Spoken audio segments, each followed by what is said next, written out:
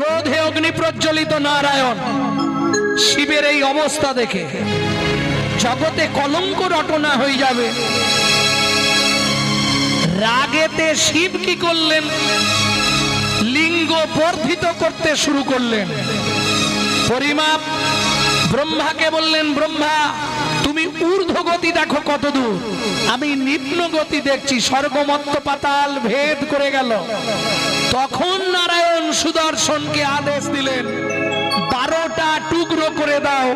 যে 12টা টুকরো লিঙ্গ 12টি জায়গায় স্থাপিত হলো, যাকে বলা হয় দ্বাদশ জ্যোতির্লিঙ্গ। কেদারনাথ, অমরনাথ, বদ্রীনাথ দ্বাদশ জ্যোতির্লিঙ্গে রূপান্তরিত হলো।